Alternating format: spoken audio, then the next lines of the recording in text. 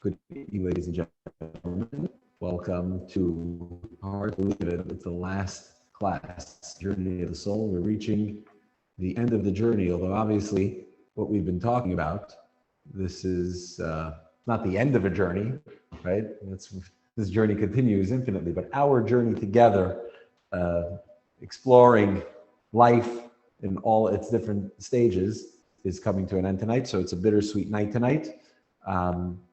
What we're going to do is at the end, I think we'll leave some extra time to ask questions and to talk and maybe reflect on what we've explored the last 6 weeks.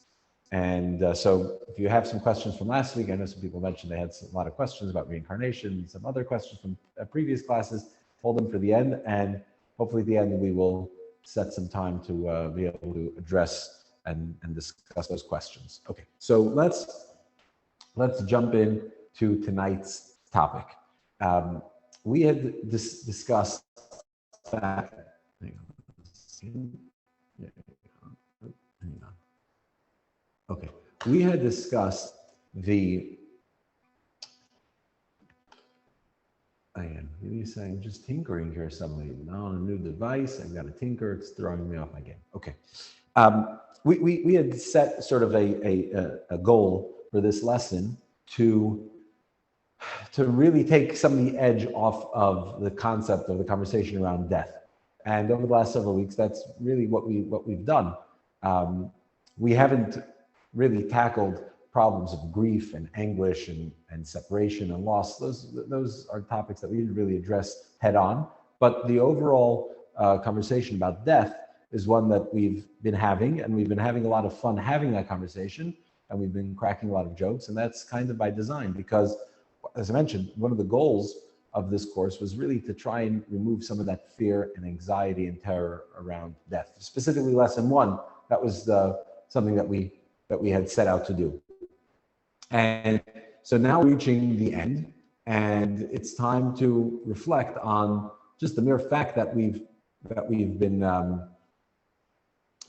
talking about death and getting together and discussing. So other than the fact that we are that we've been sort of curious about this topic, is there any real benefit to talking about death? That's the question. So if anybody's got any thoughts on this matter, is there any benefit to having this conversation other than just relieving some of that anxiety and fear, or alleviating some of that curiosity? Is there any benefit that there can be to talking about death, studying about death, and even just being mindful about death? Anybody have any thoughts? Great, nobody has any thoughts. Perfect. So let's keep moving. Give us more time for questions at the end. So I'll offer a benefit of being mindful of death. And that is that if we can think about our own mortality, we can live more meaningful lives. In fact, there's an emerging field in psychology that is exploring the benefits of people coming to terms with their mortality. A 2015 study that is very, very succinctly called the Multidimensional Mortality Awareness Measure and Model, Development and Validation of a New Self-Report Questionnaire and Psychological Framework. It's very catchy. Found that there's positive results in thinking about death. So what might those positive results be? So one general thing is the idea of a legacy. People will think about their life and take their lives maybe more seriously. Perhaps, what is the Jewish perspective on it? So let's jump into text 2a on page 212, and let's 2a and 2b. Let's see what the Jewish view on contemplating our own mortality is. Okay, so here we go. 2a. Be agitated and do not sin. Verbalize within your hearts, upon your beds, and be forever silent. This is a verse from Psalms. It's kind of mysterious. What does this mean? Be agitated and do not sin. Verbalize within your hearts, upon your beds, and be forever silent. Sounds like there's some words missing here. What's going on? So the Talmud fills in the gaps. And let's see what the Talmud says, text 2b. Okay, he says like this. We should always agitate our good inclination against our evil inclination. As it is stated, be agitated and do not sin. Right? So that first line, be agitated and do not sin, means agitate or rile up, instigate and stir up your good inclination, get it all riled up so that it will overcome the evil inclination and you won't sin. The Talmud continues, if this vanquishes the evil inclination, all is good. But if not, we should occupy ourselves with Torah study. As it is stated, verbalize, and by verbalize it means Torah teachings until they enter within your hearts. Right? So now we can understand, verbalize within your hearts, that's the next option. So the psalmist is telling us, you don't want to sin, stir up your good inclination against your evil inclination. That doesn't work, verbalize within your heart, study Torah, and the Torah will also prevent you from, the study of Torah will penetrate, it will resonate with you, and that will prevent you from sin. If this vanquishes it, all is good. But if not, we should recite the Shema as it is stated upon your beds. So the upon your beds is the recitation of Shema, which we recite at night before going to bed, when we reflect on our day, when we recommit and we dedicate ourselves to God. So that time of accounting where we contemplate the day that has gone by, that itself also should inspire us and help us overcome our evil inclination. If this vanquishes it, all is good. But if not, we should remind ourselves of the day of death, as it is stated, and be forever silent. So the ultimate, the final frontier, the last bullet that we have in our arsenal to fighting the evil inclination is to be forever silent, or to remember that time that when we will be forever silent, the time of death. And when we recall the time of death, we will, that we are here for a short amount of time, we will be able to overcome the evil inclination. So the truth is, actually, this text can actually be understood two ways. Number one, it's telling us that thinking about death and contemplating our own mortality is not advisable. In fact, the Talmud lists, the verse lists 3 things to do before you get there.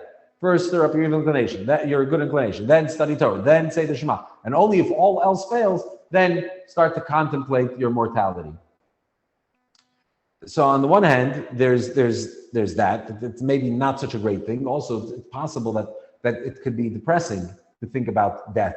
And certainly, if we're constantly mindful of death, then we might grow a little depressed and despondent. And that's certainly no way to serve God, and certainly no way to vanquish your inclination. We need to be happy. But on the other hand, it's telling us that is certainly a valid thing to do, and that the purpose of it is to stir us, to move us, and to inspire us. You think about in over the course of our life cycle, there are a lot of things that we do to remind us of death, of the time of our death. Interestingly enough, at our wedding, the bride and groom wear white. Under the chuppah, they're wearing white, right? The bride is wearing her white bridal gown. The groom wears a kittel, this white coat that we wear on Yom Kippur. What's the purpose of that? There are a number of reasons we do that. One of the reasons to wear white is because it reminds us of shrouds. And so it reminds us of the day of death. So here you are, the happiest day of your life, about to start a new, glorious, beautiful life. And what are you doing as you set that in motion is you're reminded of the end of it all, the last moments of life. And that should shake us and awaken us and inspire us to look forward to living a very meaningful and purposeful life. Similarly, Yom Kippur, the holiest day of the year, we're in white. Also, this idea of reminding us of that time of death. Okay, so that's the Jewish view, and that's the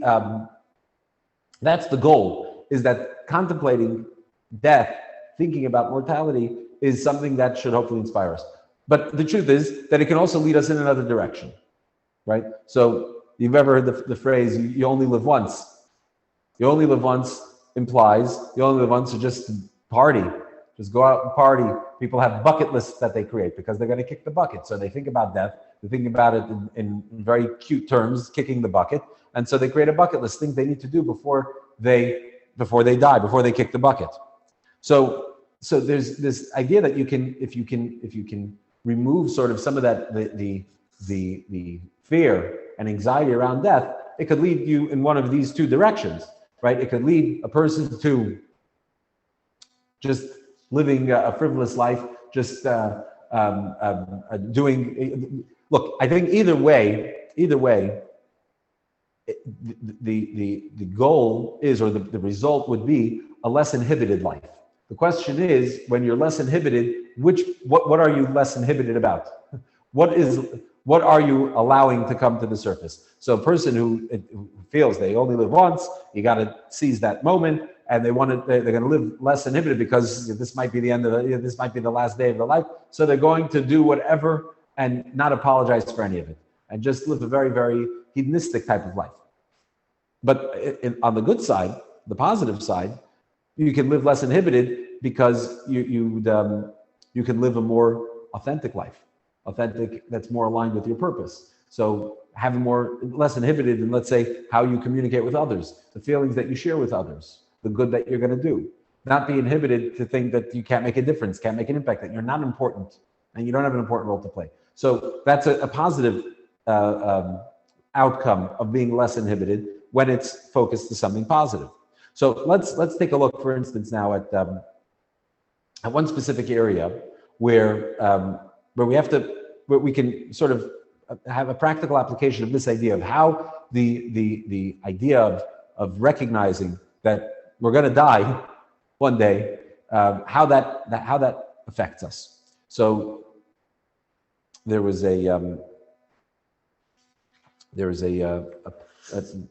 two gentlemen, Steinberg and Grossman. And everybody knows that Steinberg and Grossman, that's the very classiest, best name in leather fashion. Everybody knows it, right? You all know this. Steinberg and Grossman. It's the top, the newest, the latest trends in leather fashion. Well, wouldn't you know it, that Steinberg and Grossman, 1 year, due to global warming, they had all these leather coats, that hot, fresh coats, and somehow that fashion trend that year just fell flat, and they couldn't move their merchandise. And it was so expensive, and they had so many of them, and just business was, maybe there was a global pandemic, maybe just it didn't get that cold, whatever, it was bad, and their inventory was so expensive, the merchandise was so expensive, that if they weren't going to clear their 10,000 pieces, they were going to go bankrupt. So that would be the end of an era. I mean, Steinberg and Grossman, as you all know, that's synonymous with leather fashion. And so what are they going to do? Anyway, wouldn't you know it, one day, as the winter's reaching its end, somebody comes from Australia. Winter's ending here, spring is coming, but in Australia, they're getting ready for the next winter.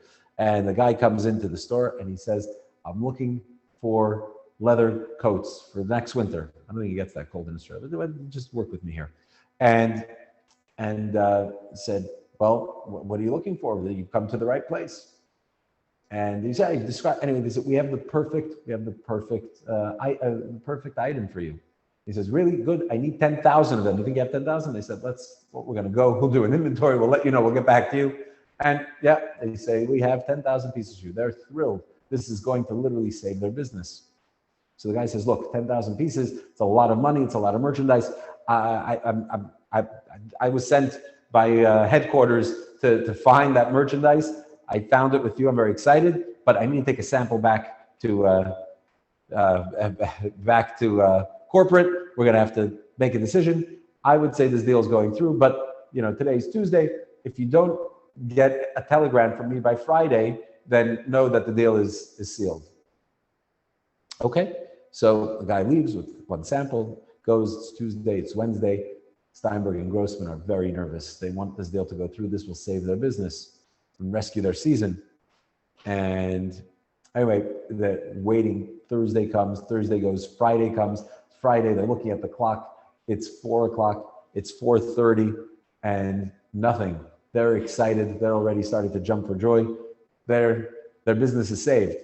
And suddenly at 4:45, 15 minutes to 5, before the business day is over, the ring of the bell, it's a telegram. They are devastated. Grossman slowly and gingerly walks over to the front door, takes out the telegram. He's trembling. He opens it up and he looks at it and he screams, Steinberg, great news. Your sister died. I don't even see anybody. So hopefully that was funny. Okay. So that just, we can think about making a living and we can think about death.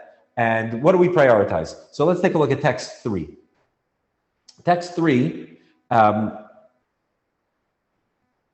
Folks fret over a lost dime and fail to fret over lost time. But money provides no reprieve, while time is impossible to retrieve. Right?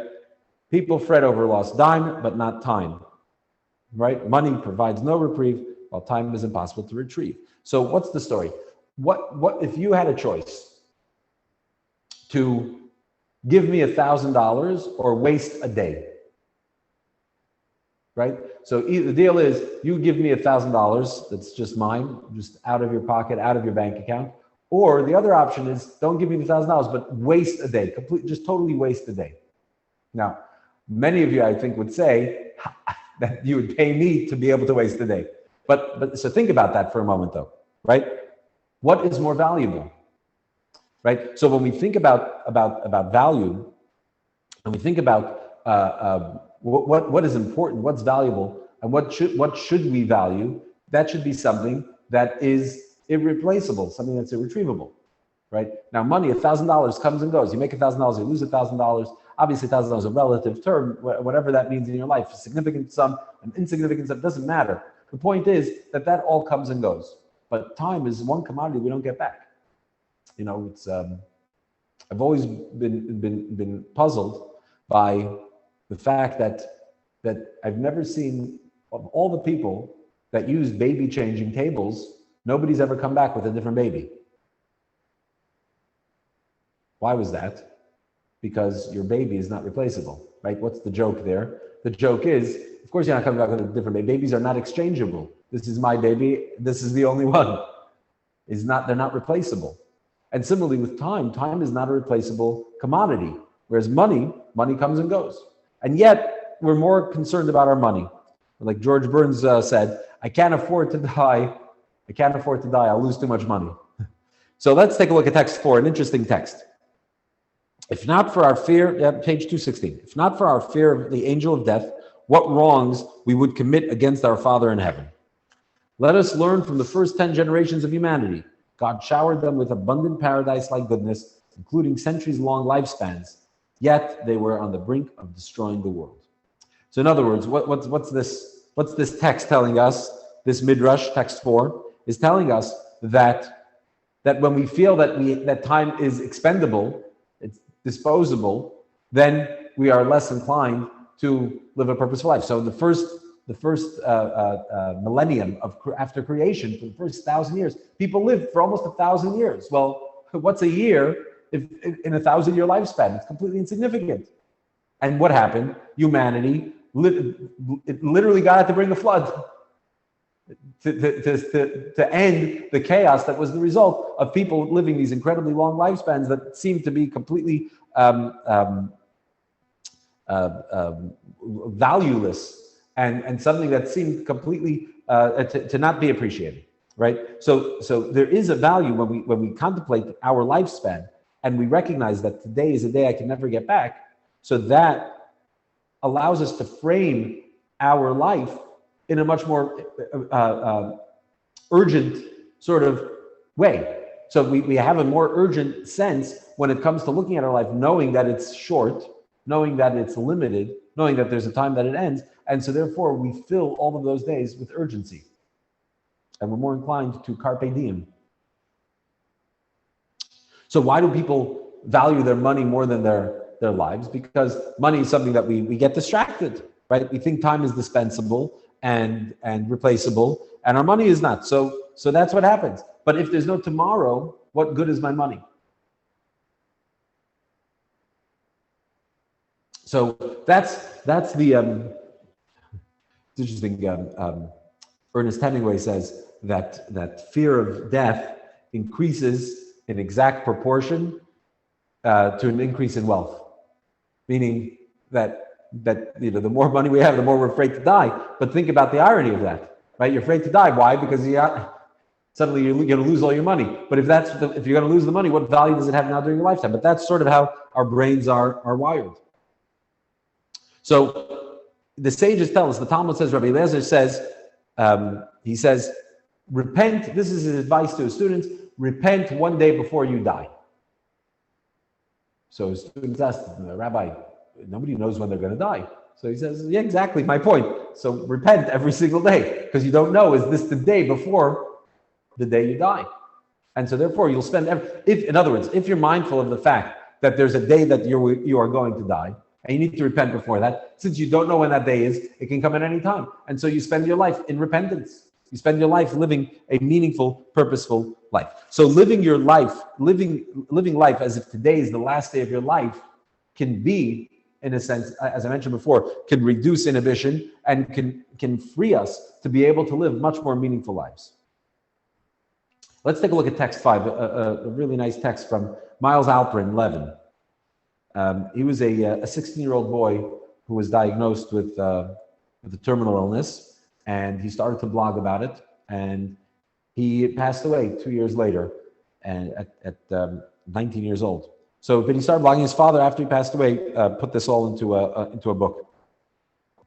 So let's see what he writes. Yeah, text 5, page 217.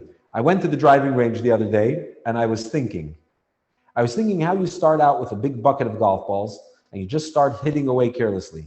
You have dozens of them. Each individual ball means nothing, so you just hit.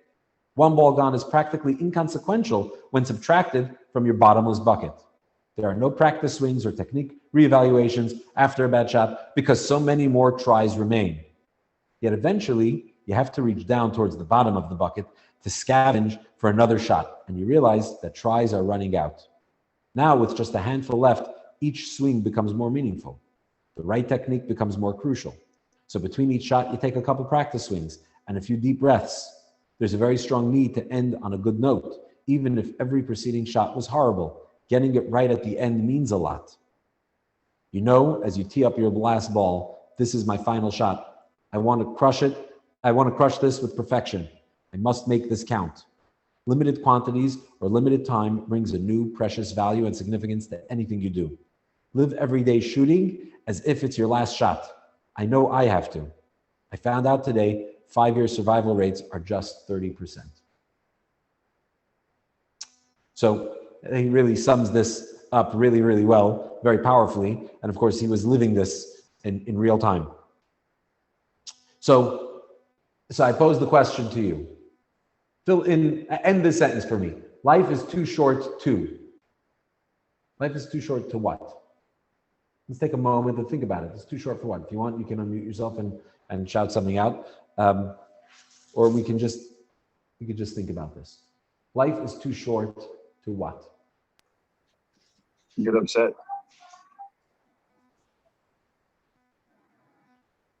Yep.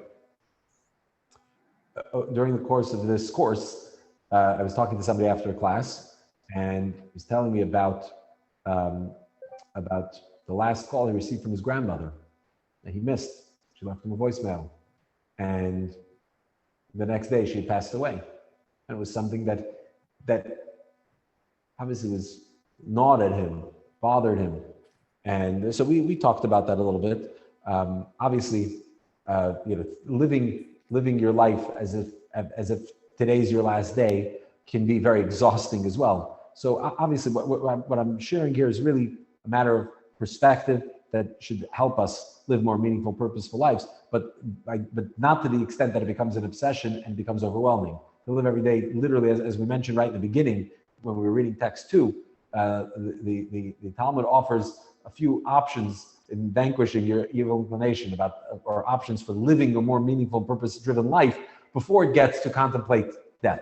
So, but obviously this is a course about life and death, so that this is what the focus of the class is. But the point is that still, these experiences, you answer the call from your grandmother, you don't know when's the next time you're going to get to speak to her.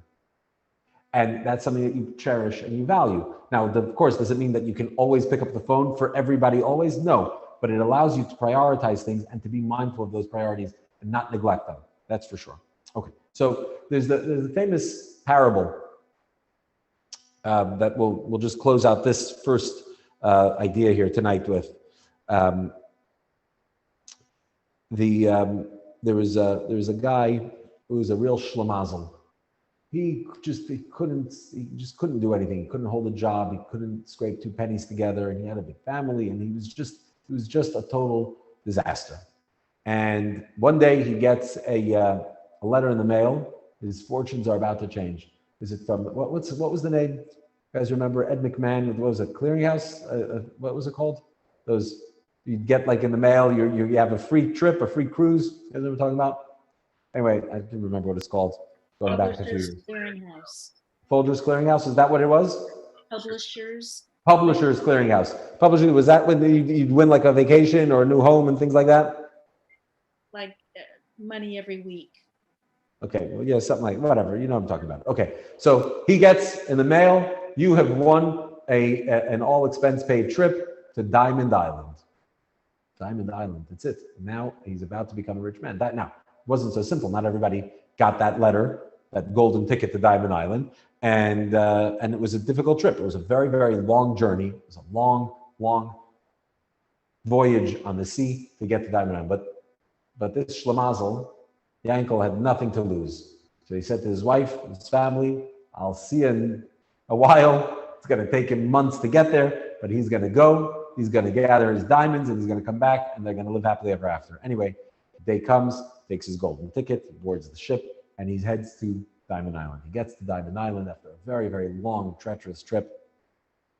And they dock at the shore, and he can already see as they're approaching, as he's coming up the boat, he already sees the flashing, the sparkling all over the ground. He gets out and he sees on the floor diamonds everywhere. So he couldn't know what to do with himself. He was so excited. He starts scooping up diamonds. Now here, he'd come with suitcases and some baggage. He didn't have much space, but he just scooped up as many diamonds as he can, stuffed them in his pockets. He went, found his hotel. He checks in at the resort, and he's famished. He's been eating at sea the whole time. He wanted a good meal. So he goes to the restaurant. He sits down, and now he's no longer Yankel Schlemazel. He's got pockets full of diamonds. He sits down. He gets the menu. He orders one of everything, the most expensive steak on the menu, and he's eating like a king, and he feels like $1 million. Anyway, gets the bill at the end, and waiter hands the bill, and Yankel, with a big smile on his face, pulls out a handful of diamonds, says, "Here, you pay for it, you keep the change." And the server looks at him and says, "Excuse me, sir, what are you showing? What is this? What is it?" What do you mean, diamonds? This is so valuable. This is worth far more than the meal. He says, no. On this island, that's littered. The floor is littered with these. This is not the currency here. Really, what's the currency here? He says, the currency here is onions. Onions are very rare. That's the currency. Onions. I don't have any onions. Well, you don't have any onions. Well, they take him to the manager. Manager said, you have to pay for the meal. You racked up quite a bill. Well, you're going to have to work to pay it off.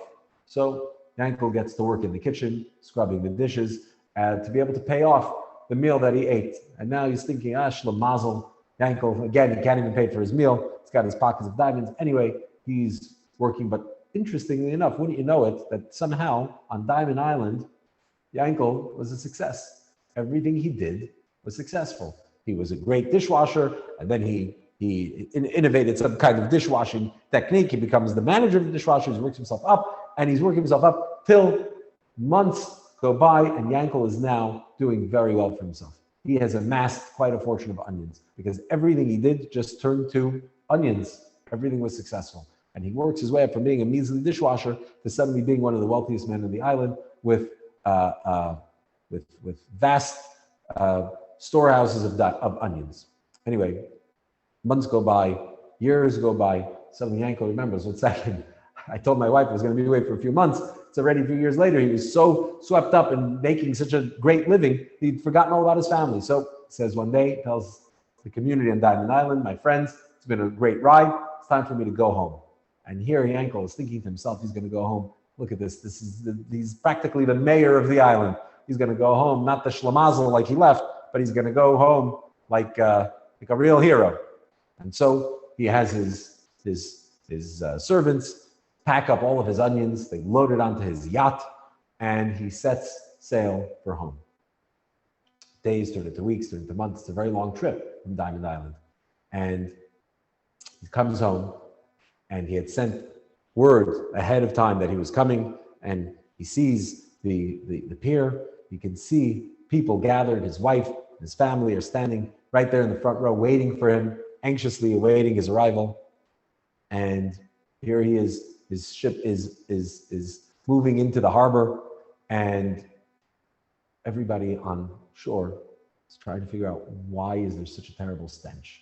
It stinks. What is going on? Yankel had been on the ship, comes off the ship, and people are running away. By the time he gets off the ship, that whole massive crowd that had been there is just his wife and his kids. And they say, Yankel, it stinks. What's going on? He says, what do you mean? I came back with my fortune. Look at all my onions. But of course, onions sitting in a ship in crates in the hot sun for many months, we know what happens to them. They rotted, they got moldy, they started to stink to high heaven. And his wife says to him, Yankel, have you forgotten onions, moldy, spoiled onions, smelly, rotten onions? They're worthless here. We need diamonds. And suddenly Yankel realizes how foolish he was, that he got distracted and spent his time amassing onions when really he should have been gathering diamonds. So the moral of the story, obviously, is that this world is Diamond Island. It's littered with diamonds. Wherever you turn, there's an opportunity to do a godly act, to do a mitzvah, wherever you go. And yet we see these opportunities everywhere, and yet we're distracted by the onions. And so we come down to this world to become millionaires with great wealth of diamonds, and yet we get distracted by the onions. So we don't want to be foolish like Yankel, our Shlemazel here in our story, and recognize that life is purposeful and meaningful. So to close out what we've been saying so far, we said that there's a definite benefit to contemplating our own mortality, because when we recognize that life is short, that we're here for a limited amount of time, it could lead us in two directions. It could lead us either to think, so life is meaningless, do whatever I want, or life is actually purposeful. And if life is purposeful, what is that purpose? And let's not get distracted. Let's not be distracted by the onions. Let's focus on the diamonds. We talked about, I think this was in lesson 1, where we quoted the previous Lubavitcher Rebbe. Remember when he had been arrested, he was in communist prison, and they were trying to intimidate him. And one of the officers pulled out his revolver, and he said that this toy has made many mute speak. And the Rebbe told him that toy can only scare somebody with one world and many gods. But person with two worlds and one God I'm not afraid. I'm not scared by that toy. And so we discussed that, but let's revisit that for a moment. If we're thinking about mortality, which way are we going to go? We have to be mindful of this idea. If this is all there is, there's just one world and many gods, and the many gods don't have to be different gods that were worshipped back in ancient times, deities, but the things that we deify, the onions of this world, all of the things that we say are so important, that are so meaningful, that we need, that we want, that we desire, whatever those things are, all of those gods. So if that's what life is all about, there's only this world, there's only this life, and there's no God. There only is me and my life and what I want, and so therefore I'm going to pursue and worship all of my gods, my lust for thrills and for pleasure and for wealth and for fame, whatever those gods might be. Then thinking about life being short will lead us to living that uninhibited lifestyle. But if we recognize that we have not just one world, but we have multiple worlds, that life is a journey that doesn't stop at the end of this lifetime, because we're part of a much bigger narrative, we're part of a much bigger story, and part of a much broader, vast, eternal plan, then we recognize that the shortness of life in this world, this little window, is a unique space and time with diamonds and meaning and purpose that we can only get now. And if we're living a life that is truly living, that is true life, with one God, meaning that there's one purpose, because if there's one God, he creates everything and creates everything purposefully, because he's not a mindless God, doesn't create things for no reason. So if everything is purposeful and intentional and deliberate, then we align with that, with one God, and recognize that the many stops, each one is significant and purposeful. And so contemplating on that small window that we have here will allow us to lead more meaningful, purposeful lives. Okay. How are we doing on time?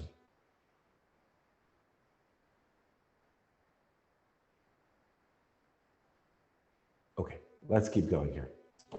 Let's jump ahead there's a section here about retirement. I'll just say one thought about it, retirement. It's actually interesting. If you have your student books, you can look at page 222, figure 6.1 is very interesting. It's very interesting. Basically, what would the Jewish perspective be on retirement? So if life is purposeful and meaningful, and we're living life, and every day we're living like it's our last. So what about when people get older? They typically slow down and people stop working. What's the story? So you find very interestingly that people are wired to live, to be productive. We're wired to live a life of service, a life of purpose. And that's why retirement doesn't work well for people. Obviously, people like to work towards retirement. People want to retire, but retirement is only good if the purpose for retirement is to do more meaningful things, to free up time from doing things that are less meaningful for doing things that are more meaningful. But retirement to go from doing meaningful things to doing less meaningful things, to just sitting around and lounging all day, not doing anything, that type of retirement plan doesn't end well for people. And it's interesting, figure 6.1 is something very interesting. That's really not our topic tonight, is there seems to be a great disparity between men and women in that regard, which is a conversation worth having maybe another time. Very interesting. I'll let you all draw your own conclusions on that. But that's totally off the topic. But that's, so the Jewish view on retirement would be, retirement is, again, we don't retire. Retirement happens after we pass away. Retirement happens after 120. That's why we retire. Up until that point, we're working to the very last minute. There's a beautiful story with the Rebbe. The Rebbe had an accountant. His name was Shlomo Telushkin. His son, Rabbi Joseph Telushkin, wrote a book called Rebbe, a biography of the Lubavitch Rebbe, a very popular book, and biography of the Rebbe. And I think this story, I think he mentions this in his book. So Shlomo Telushkin, his father was the Rebbe's accountant. And one day, he was getting older in years, getting on in years, and he had a stroke and he was in the hospital. And Rabbi Joseph Telushkin tells the story that he's by his father's bedside in the hospital. Obviously, everybody's very sad and tense. And suddenly he gets a call from the Rebbe's office. Rabbi Krinsky is on the phone, the Rebbe's secretary. The Rebbe has an accounting question that he wants, he asked me to find out from your father about a certain accounting issue. So Rabbi Telushkin was thinking, are you kidding me? He says, my father just had a stroke. He's lying in bed. And so Rabbi Krinsky says to him, the Rebbe is well aware of your father's state. He knows exactly what's going on with your father, but he asked me to call to ask your father that question. So would you mind asking your father the question? So Telushkin goes to his dad, to his bed, and he says, the Lubavitch Rebbe called. He wants to know, whatever it is that he wanted to know. And Telushkin gave his answer. He reported back, hung up the phone. That was the end of the conversation. And then Joseph Telushkin realized what just had happened. His father was a productive man. He worked. He had a career. He studied. I mean, he was a man who lived a full life. And suddenly he's lying here incapacitated to an extent in a hospital bed. Suddenly realizing that maybe his end is nearing, and he's not as functional as he was. And suddenly, and he was obviously quite miserable in his hospital bed. So Telushkin says the Rebbe, in his sensitivity and care, recognized that there's a man who's laying in a hospital bed who is miserable, not just because of the physical impairment of the stroke, but maybe more deeply, psychologically and emotionally, because he now feels useless. Somebody who's so useful, somebody who's so productive, to suddenly feel useless. And so the Rebbe found some kind of a accounting question that he knew would be an easy one, that even in his compromised state, Telushkin, a veteran accountant, would be able to answer, and remind him subtly that he's still useful, that he's alive and his life is still meaningful and purposeful, and he can contribute. So it's just we think about retirement, we think about these ideas that as human beings, we want to contribute, we want to make a difference in this world. And so we need to keep that in mind. Another benefit really of thinking about this is the famous story of Alfred Nobel, who was an inventor. I think he was a chemist. He invented dynamite, and he had two brothers that were businessmen. And one day, one of his brothers had passed away, and the next day the paper mistakenly wrote that Alfred had passed away. Instead of his brother, they wrote he had died. It's headlines. He was a very famous person. And he opens the paper and he starts to read his own obituary. And he's reading the headlines. One of the headlines was Mr. Death has died. The one who was responsible for the making it so much easier to kill so many people. And he was obviously horrified, mortified, maybe would be an appropriate word, to read how he was going to be remembered. And so he decided that he needed to live his life in a more meaningful way. Now, this was somebody who was living a meaningful life and contributing greatly to society. But what was he known for? He was known for something that was synonymous to that point with death. And so he creates the Nobel Peace Prize and the Nobel Prize in the sciences and in other outstanding achievements for that still goes on to this day. The Nobel Prizes is a big institution that it has been the catalyst to so much good, so much positive innovation, so much positive change in the world. That was something that came about because somebody read his obituary and didn't like what it said. Not everybody is blessed with being able to see their life in a few short characters, summarizing a few short characters, and asking themselves, is this how I want to be remembered? But the point is that this all allows us to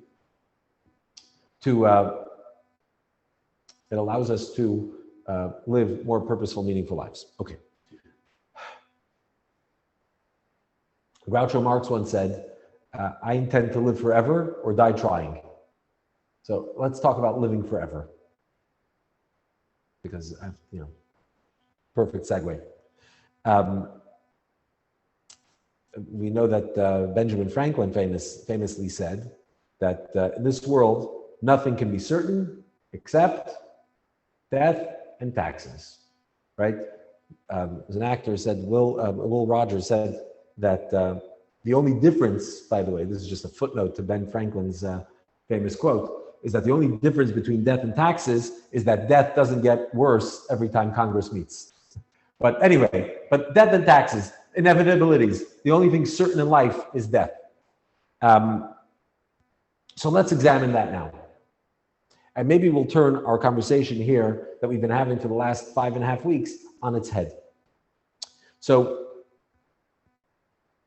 we started tonight by saying that one of the goals of the class is to really lessen the anxiety around death, the fear, the terror that people feel with death, and to sort of lessen that and to allow us to see it more constructively. And as we've been studying tonight, really utilizing this notion of mortality as a catalyst to living more meaningful lives. So in a sense, while we haven't addressed, as I mentioned in the beginning, we haven't addressed the pain and the suffering, the sadness that comes along with death. That wasn't a concern of ours in this course. But we've been kind of joking about that. We've been taking a lighter look at it and putting positive spin on it. But the question is, let's not, or statement I want to make is, let's not mistake this to think that death is, first of all, an inevitability, certain, and two, that it's something that's positive, that death is a good thing. So let's look at this. Is death an absolute certainty? So let's take a look at text 9a and text 9b. In order to understand how, or to complete the picture and how we look at death in Judaism, we need to go back to the origins of death. So let's look at text 9a and 9b on page 224 and 225. So here we go. Genesis, right in the beginning. God commanded man, saying, of every tree of the garden you may freely eat, but do not eat from the tree of knowledge of good and evil. For on the day that you eat from it, you will certainly die. Now, this is what God tells him. The day you eat from it, you will certainly die. So, well, first of all, we know that Adam and Eve did not die the day they ate from the tree. Adam lived 930 years. He lived a very long time. He lived almost 1,000 years after he ate from the tree. But so what does this mean? What was God saying? God says, the day you eat from the tree, you will die. But he didn't die that day, right? Kind of like, so was God making it empty? Was that an empty threat? He was just trying to scare him? What's going on? So what was going on, as the commentaries explain, was not that they were going to die in that day, but that eating from the tree, which would be a transgression of God's will, that would bring about death. In other words, had they not eaten from the tree, they would have lived forever. So in other words, God creates the world, right? God creates the world, and he creates it with life and no death. There's no death. And then God says, you eat from the tree, and the day you eat from the tree, you'll die, meaning you will bring death into the world. All right, let's look at 9b. By the sweat, what the aftermath of eating from the tree, by the sweat of your brow you shall eat bread until you return to the ground, for you were taken from it. For you are dust, and you will return to dust. So this is all something new. You are dust, and you will return to dust. This comes about as a result of the sin of the tree of knowledge. So in other words, death is something that's unnatural. Death is something unnatural. It wasn't part of the, well, obviously, it clearly is part of the original plan. We're not going to, I don't know if we're going to just get too deep into the story of the tree of knowledge. We touched on it. We did some analysis of it in our last course in Secrets of the Bible. So we're not going to revisit that in depth now. But the point is that it seems that death wasn't supposed to be part of the plan. It becomes part of the plan when Adam and Eve eat from the tree. So it becomes it becomes something like a glitch in the system of creation. It's a virus that sort of attacks the software of life. And how do we know that it is a glitch in the system? Because ultimately, what we're working towards, and what ultimately will come about in the end of days, is the eradication of death. It won't last, right? Text 10 from Isaiah, God will eradicate death forever and wipe the tears off every face. Right? So what's going on here? We've been painting death in a fairly okay, positive sort of light. But now we're saying that death is unnatural. Death is not, so it's not a good thing. So what's going on here? So in truth, as we just read, death is not a part of life. Well, we talked about the soul and the body, and how the soul is life, and therefore it's incompatible. Life and death are incompatible. So the soul, which is spiritual nature, is godly, lives forever, doesn't die, and the body, which comes from dust, returns to the dust. Comes from the material, from the physical world, from matter, physical matter. That goes back to that. That's lifeless. So what exactly transpires here? Why is it that eating from the tree of knowledge brings about this concept of death in the world? So let's take a look at text 11. Text 11 from the Rebbe. The condition of death that was introduced to the world through the sin of the tree of knowledge was a natural consequence of the very sin itself. To explain, life is associated exclusively with holiness. Unholiness, on the other hand, is death. As a result of the sin of the tree of knowledge, unholiness, spiritual death, mingled with the human identity, from which the condition of physical death is a natural eventual consequence. I'm going to, let's take a step back. We can analyze this text. This text gives us sort of a springboard. I want to launch into somewhere maybe just a little bit different than what we're talking about here, and try and explain it in very simple terms. God creates the world with a purpose. And God is infinite, and therefore his desire and his will is infinite. And so God creates the world to fulfill this purpose. And that purpose, since it's a godly purpose, is something that it endures forever, is eternal. What's God's purpose? To have a home in this world. That's what God wants, is a home in this world. How does God get the home in this world? So that's where it gets complicated. This is where it gets tricky. When God created the world, and he creates Adam and Eve, and he puts them in the tree in the Garden of Eden, he had created a perfect world. And he created a home for himself. In fact, God was very comfortable and very much at home in this world when he created it. Now, yet, he tells Adam and Eve, don't eat from the tree. There's one tree I don't want you to eat from, which really threw them off. What do you mean, don't eat from a tree? God, you created a perfect world. Everything's perfect. There's something we shouldn't do. So this is where God sets his plan in motion. God, part of his plan is not that or the ultimate element of his plan, the most important piece of his plan is not that he creates a home for himself in this world. Of course, God could create. God could do whatever he wants. So if he wants to create a home in this world, create a world, create a home, big deal. Something from nothing, it's no big deal. There's no sweat. What was it that God really was after when he wanted a home in this world? Was he wanted it to be a home with us. How can he have a home with us? Well, we need to participate in building that home. We build a home together. Right? If I build a home myself and then I bring somebody else into the home, you live in my home that I built to my taste, to my likings, my style. You're in my home, but are you exactly as comfortable? It's not a home. And does that show that we're really fully fused and bonded? Maybe not.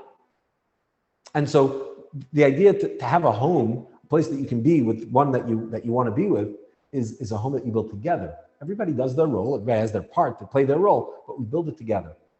And that's what God wanted. He wanted to create a home in this world, which meant that he builds it with us. But how can he build it with us? There's no world, and we can't create something from nothing.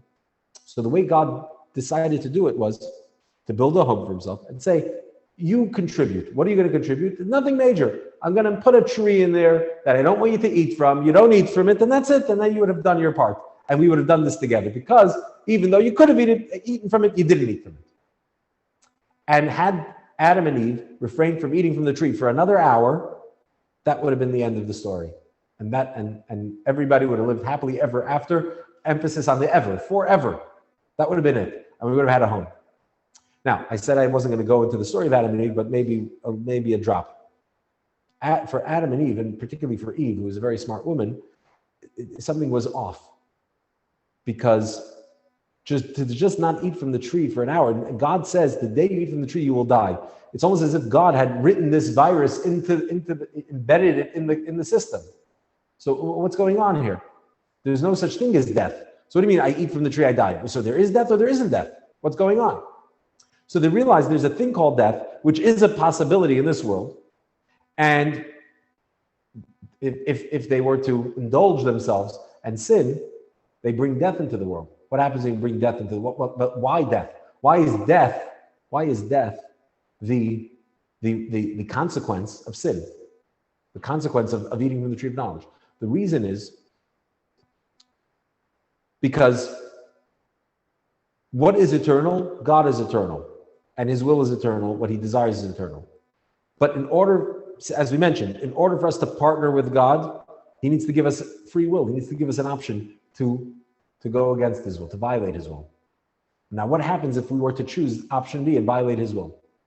What would happen then? What would happen then would be that sin would be forever. Because we are immortal. God creates us immortal. He creates us to live forever. We're immortal. And now we start to sin. Now we become immortal. And now the world is forever stuck in a stalemate. Because this world could never then fully be a home for God. So therefore, God says, you want to commit the sin? Fine. But there's going to be death. What's death? Death is temporary. Death is not permanent. We talked about this last week, I believe. A mitzvah, every good deed we do is eternal. It stays and lasts forever. It's a part of us that goes on forever. Our sin, that's temporary. Now, that's not the reason to sin. It's a reason not to sin. If I'm so consumed by a desire to sin, but then I remember that sin is temporary, it's fleeting, well, what's the point of it? It's so frivolous, it's so short-sighted. But why is sin not forever? Because it's an unnatural condition. And because it's something God doesn't desire. God desires the home in this world with us. He doesn't desire sin. Since he doesn't desire sin, sin has to end eventually. And sin and death are synonymous. They go hand in hand. Sin and death are the same thing. Sin is temporary. Death is the end. So death comes into the world once we start to sin. Once we commit a sin, now there has to be death. That's the natural result of the sin. But it's the unnatural condition of life. Of this world, and it's the unnatural condition of man. And so Adam and Eve sinned, they introduced death into the world, and what have we been doing ever since? We've been working towards eradicating death, making this world a home for God, where in the end, what will remain is the eternal acts of goodness that we perform, those connections that we have with God, the bringing an awareness of God to the world, bringing the Creator into his creation. That's eternal. That's what he desires, and therefore that'll endure. Wait, But can I ask a question? sure. Are you saying that if we all become really good people, that death will be eradicated? Exactly what I'm saying. It's not my words, it's Isaiah's words. We just quoted But Isaiah. what He is said that gonna, exactly that. what is That that in the gonna end of look like? days, I'm sorry? What would that look like? What will that look like, right? It sounds a little scary, right? But your question is perfect because it gives me an opportunity. I wasn't going to do this till the end, but it gives me a perfect opportunity to tease our next course, which is going to start at the end of April, called This Can Happen. We're going to take a look at what that might look like. The world, a messianic world, a redeemed world, a world where God's desire and the purpose for which he created the world will finally be realized and will materialize. What will that look like? You want me to answer that question? Come back at the end of April, and we'll try and answer that for 6 weeks. So that's the perfect segue into that.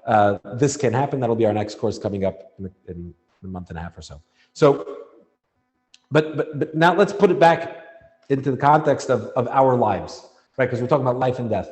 So Adam and Eve, when they're in the Garden of Eden, they also happen to be naked, by the way. Why? Because they have no self-awareness. There's no self-awareness. Their bodies were simply a vessel that contained a soul, and simply was it just expressed and revealed the soul. So the body and soul were in total alignment, and so they felt there was no self. There was only the selfless feeling of the soul, and that's why they were naked, because there was no inhibition, because they didn't see each other's nakedness. They didn't see their own nakedness because they were not distracted by themselves. There was no awareness. What happens when you eat from the tree of knowledge? It's the tree of knowledge of good and evil, right? That's the full name of the tree of knowledge of good and evil.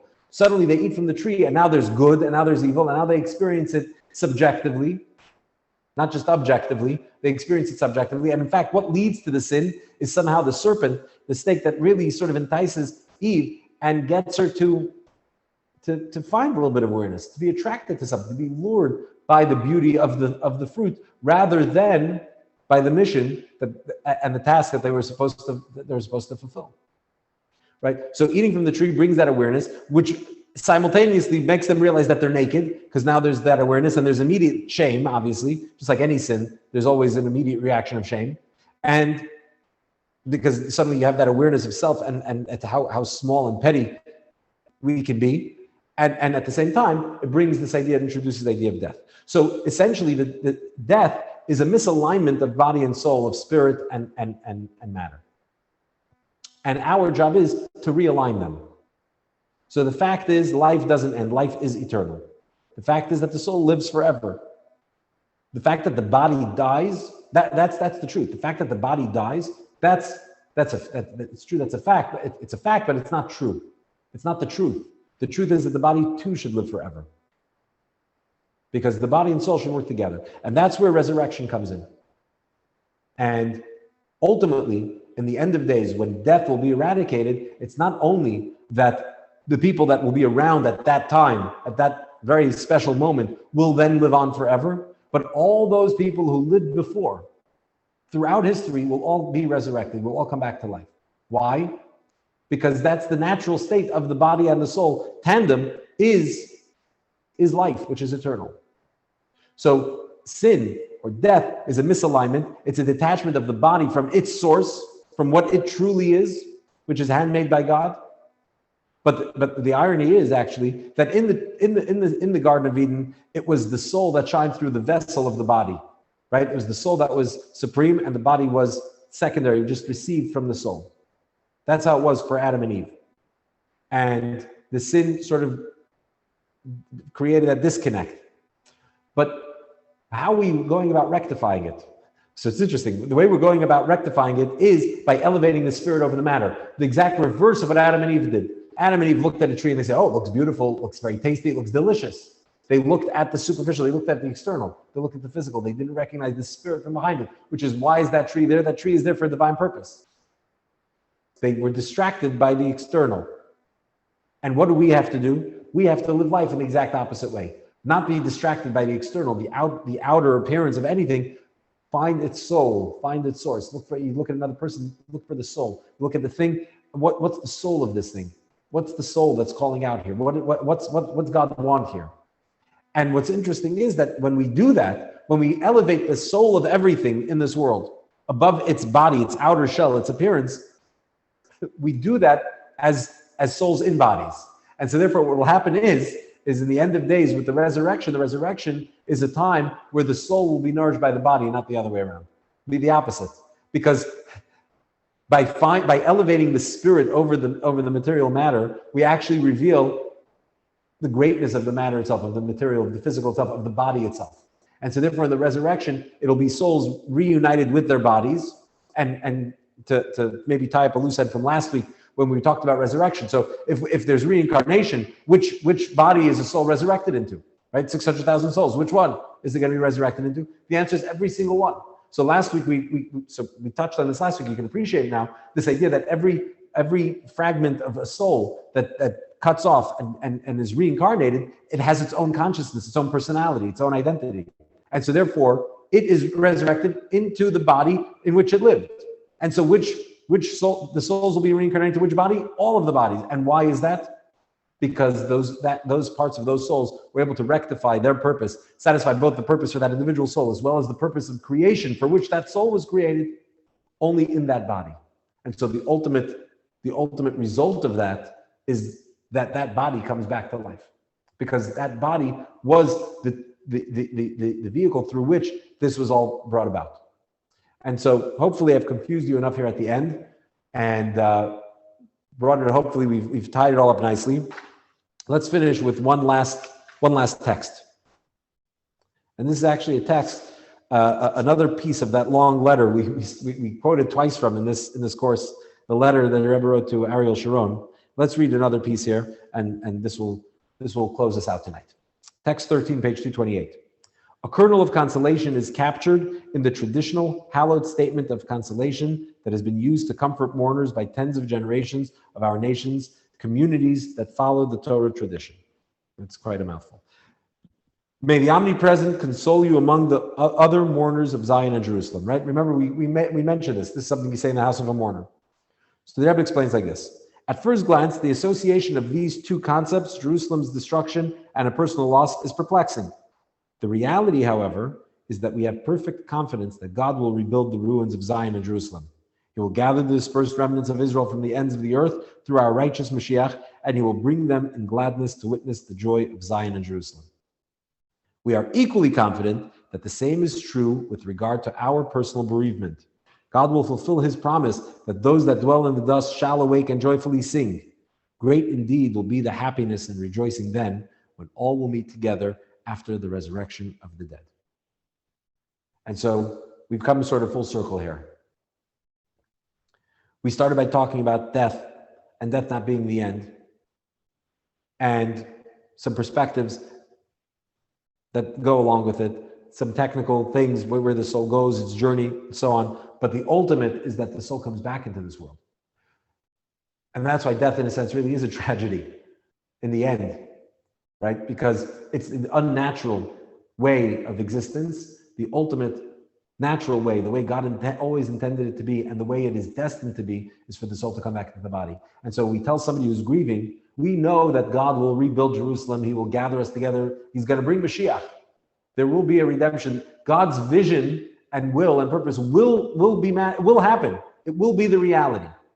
And just as that, we're certain with absolute perfect faith that will be a reality, the same is true with your loss. Your loss is only temporary. It's unnatural.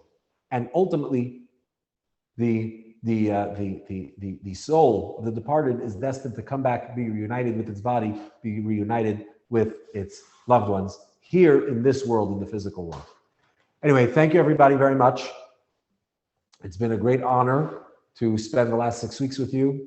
And I look forward to your questions now. We're going to open it up for questions. And of course, I look forward to all of you joining us for our next course, where we pick up where this course ends. Here we talk about the end being the resurrection. What will the redemption look like? That will be the topic of our next course, which you can already register for online.